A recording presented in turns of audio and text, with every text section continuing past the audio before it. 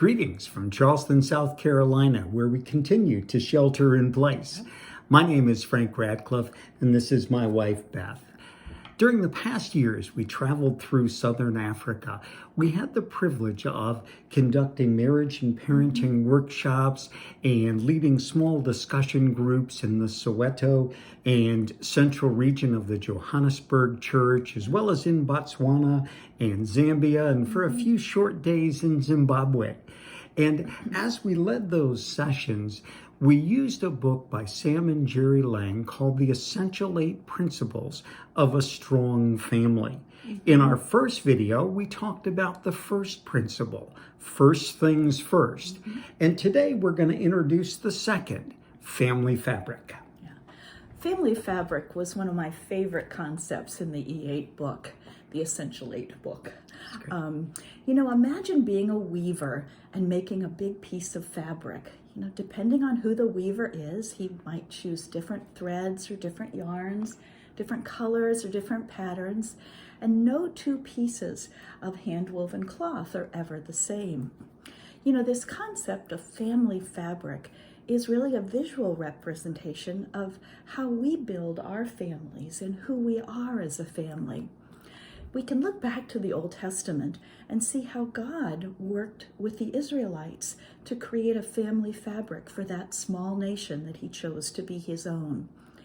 God gave the Israelites guidelines for life, laws that talked about how to treat one another, how to worship him.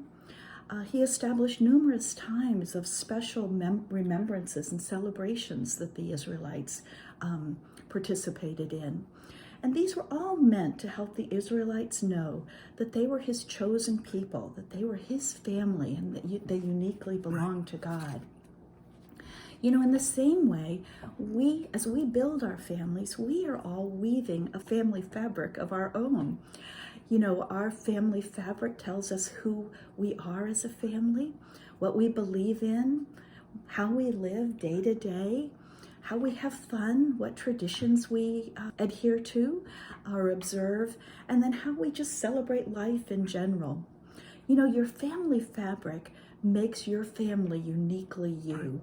And it's really important for children to understand and know what their family fabric is.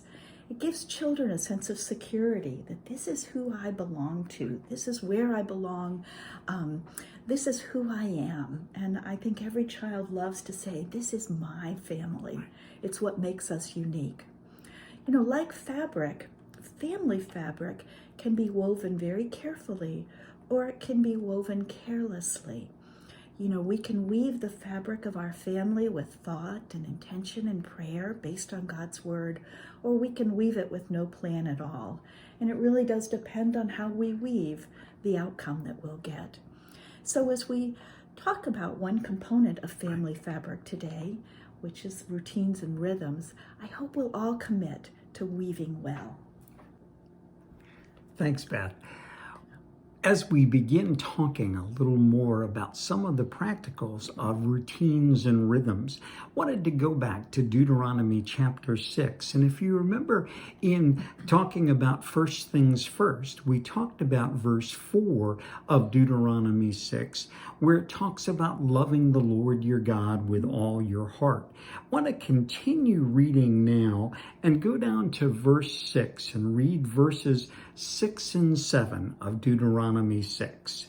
It says, "These commandments that I give you today are to be on your hearts. Impress them on your children.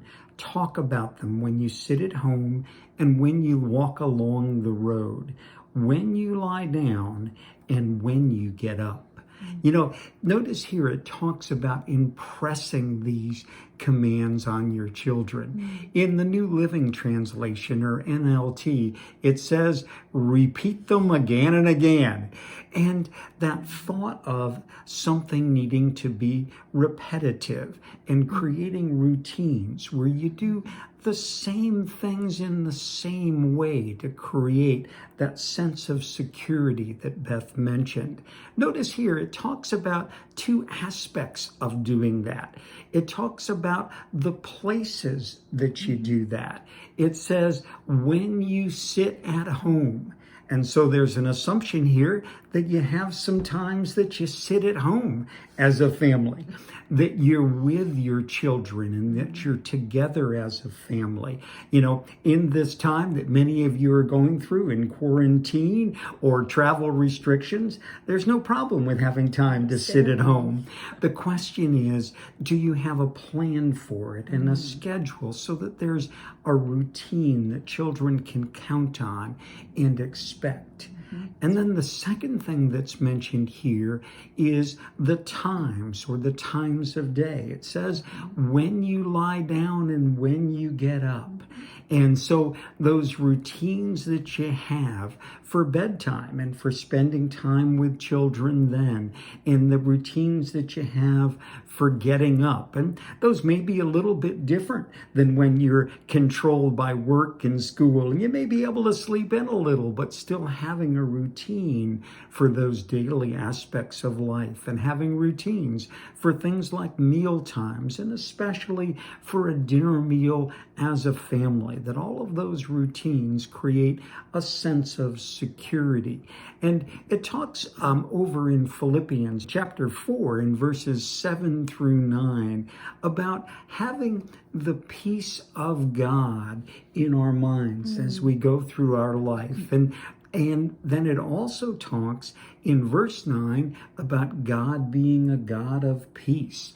And that idea of having a family that is peaceful and scheduled and not constantly in chaos can make all of the difference. And notice the second thing besides security that's created by having those routines is creating rhythms that end up with opportunities to communicate with and have special times with your children. If life is chaos and you're just reacting to situations, there often will be conflict and often just reactive nature, where if you have those routines and rhythms, there are natural times to connect and communicate with your children. Those are where things like evening routines and praying together with young children every night before you go to bed, and with older children, preteens and teens, having a routine of saying goodnight and telling them that you love them and talking about their day and anything that happened during their day. Those can be very special routines that develop relationships. And when we think about that time of having a chance to communicate, for us, mealtime was one of those times. And I know that sometimes in families where both parents work, that can be a challenge for you to have dinner together every night. But now that many of you are home and home all day, this is a perfect time to establish that pattern together and to have that time where you can sit around the table, share about your day, share about things that you're feeling, and just to have fun together. You know that right now is a time where we're really creating some new normal patterns. So we want to talk a little bit more about that new normal. Thank you, Frank. So to follow up with what Frank said about the new normal, during this time of the pandemic, I wanted to share some practical thoughts on maybe how we can find that new normal in the routines and rhythms of our lives. One of our daughters said recently that she felt like she was living with new old routines. And I knew just what she meant. When we look at our lives and the routines and rhythms that we have, we want to keep and preserve the content of our old routines. We all still want to have a quiet time every morning. We all want to stay connected with family and friends and in our discipling relationships. We all need to get our children up and fed every day and dressed and in school of some sort if they're learning online. Right. And we all still want to worship God in every way that we can. But that's where the new comes in, because during this unique time that we're living in, we can't do many of these things that are so important to us in the same way that we used to. So we have to look at the routines and rhythms of our lives and say which are most important to us and how can we carry those forward in this unusual time that we're living in. For example, we all are learning what it is to worship virtually on Sunday mornings, and it's really different. It is. Sometimes it's great, but other times there are things that we miss. But the good thing about it is that it's given us all a new opportunity to have spiritual conversations with our family and share lessons learned after we have watched our virtual worship together. So it's had a positive outcomes as well as some challenges to it. You know, finding the new normal for each of us will take thought and prayer, a little bit of trial and error.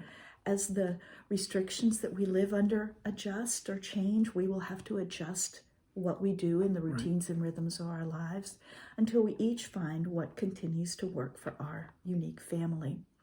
So just to mention a few specifics of what we can do during this time of pandemic, I want to just take a minute to talk about screen time. You know, all of us know that time on our computers and on our phones can be very valuable right now, learning, news, work.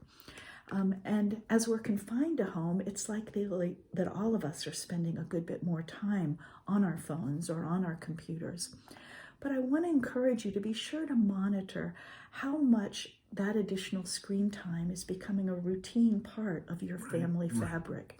You know, talk to other families that are in similar situations to yours and ask how they're dealing with screen time so that you can all share together ideas to make righteous and good decisions on what's enough and what's maybe a little too much time. You know, second, while we're all confined to home, I think it's really important for us to make physical exercise a part of our routines. You know, maybe you have to stay indoors to do it, outdoors if you can, but we'll all feel better if we stay physically active during this time. And children need to run. And finally, make it part of your routine to take care of yourself right now. Sometimes you just may need to take a short walk around your house or have a cup of tea by yourself or take a moment to pray or to read. You know, keeping your own heart refreshed will keep you in a better place. One of my dear friends in Johannesburg talked about her comfort corner, and I love that idea, the idea of having a spot that's just yours that you can use to refresh your heart right now. We know that to take care of others, you need to take care of yourself first.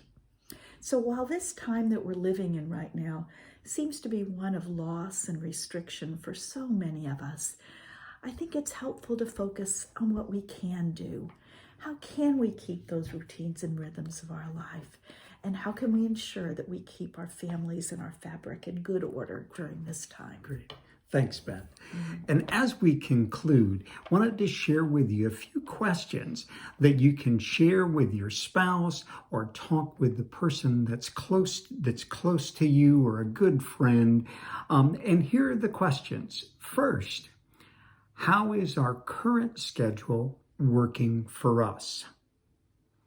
And then secondly, what are some of the things that we do on a daily or weekly basis that help us to be closer as a family? And then lastly, what changes can we make to create a stronger, healthier family fabric? And I just pray that as you discuss and reflect on the idea of family fabric and how it applies in your family, that you'll draw closer to one another and closer to God. We love you, and may God continue to bless you and your family.